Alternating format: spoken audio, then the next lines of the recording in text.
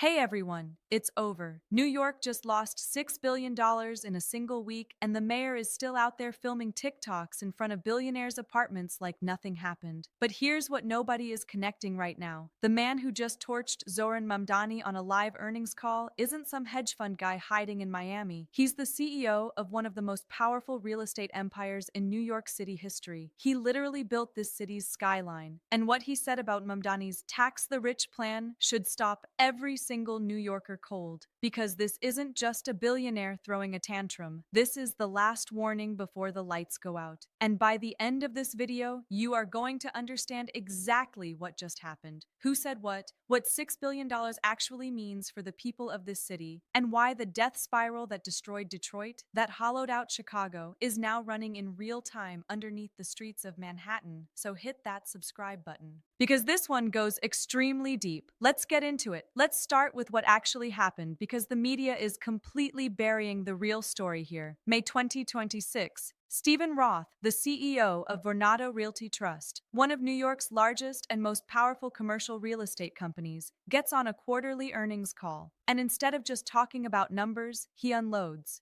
And I mean unloads. He compares the way New York politicians use the phrase tax the rich to the most vile, hateful language in American culture. He says it with the same contempt and the same intent to dehumanize. He says the city's wealthiest residents, the people funding the hospitals, the charities, the cultural institutions, the tax base that pays for everything, they are being treated like enemies, not partners, enemies. Now think about who Steven Roth is for a second. This man is not some anonymous Wall Street trader. Vornado owns tens of millions of square feet of Manhattan office and retail space. He has been building, financing, and betting on New York for decades. When a man like that gets on an earnings call and says what he said, you are not watching a political dispute. You are watching a relationship end. And the $6 billion is the divorce settlement. Here is the core of what you need to understand. Ken Griffin, the founder of Citadel, one of the most powerful hedge funds on the planet, had a deal on the table, a massive, historic, skyline-changing deal. 350 Park Avenue, 62 stories, 1,600 feet tall, 200 feet taller than JP Morgan's brand new headquarters. This tower was going to anchor Citadel's New York operations, house over 2,100 employees, create 6,000 construction jobs, and support 15,000 permanent positions in Midtown Manhattan. The total project cost was over $6 billion. $6 billion.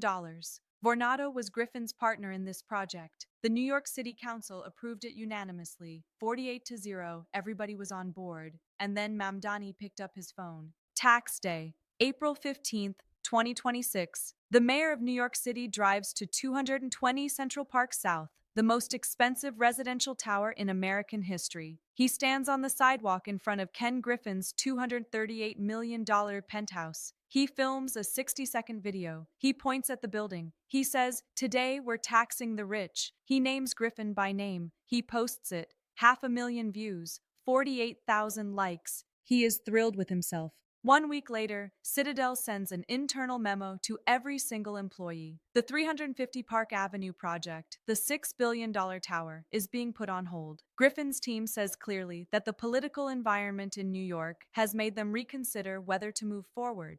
And here's the sentence that should be framed on the wall of City Hall. Citadel's principals and employees have paid nearly $2.3 billion in New York state taxes over just the past 5 years. Not over a lifetime. 5 years. $2.3 billion. And the mayor stood on the sidewalk outside and called him out on social media like he was the villain.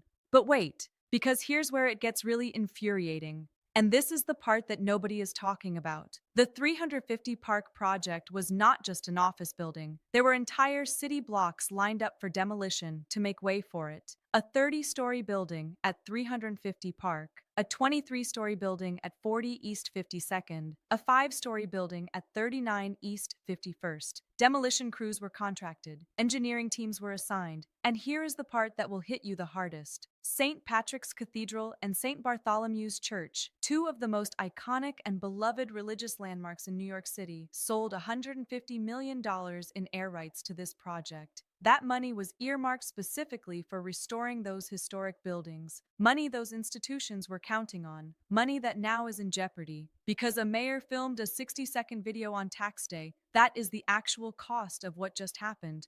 Not just lost jobs, not just lost tax revenue, historic churches that needed restoration funding, gone, because of a social media post. Now let's follow the money all the way, because this is where it gets genuinely terrifying for New York. Steven Roth on that earnings call was not just venting, he was describing a structural collapse in the relationship between New York's political class and its productive class. And the numbers back him up completely. The top 1% of New York earners, roughly 41,000 people out of 8 million, pay more than 40% of all city income taxes. Read that again. 41,000 people fund 40% of the entire city's income tax base. The top 10% pay about 2/3, which means this is not a deep, diverse tax base. This is a razor-thin ledge, and Mamdani is standing on it, stomping his feet.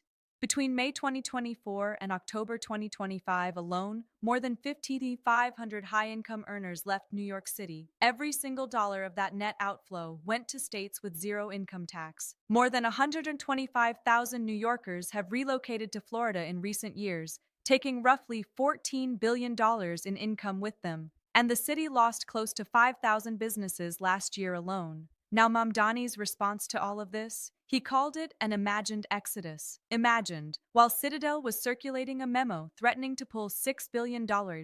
While Vornado's CEO was calling his rhetoric dehumanizing on a live earnings call, the mayor called it imagined. And here is the budget reality that makes this suicidal. New York City currently faces a $5.4 billion budget deficit. Moody's just revised the city's credit outlook from stable to negative for the first time since the pandemic. The city's operating surplus collapsed by 94% in a single year, revenues growing at 2%, expenditures growing at 4.5%. And the plan to close that gap? Raise the corporate tax rate on financial firms from 9% to 10.8%. Add a 2 percentage point income tax increase on earners above $1 million. Push roughly $23 billion in new taxes in the first 100 days. That is the strategy. Tax the exact people who are already leaving. Squeeze harder on the same shrinking base, and then act shocked when the base gets smaller. Jamie Dimon said it plainly in his 2025 shareholder letter. A decade ago, JP Morgan had 30,000 employees in New York. Today, 24,000. In Texas, they went from 26,000 to 32,000.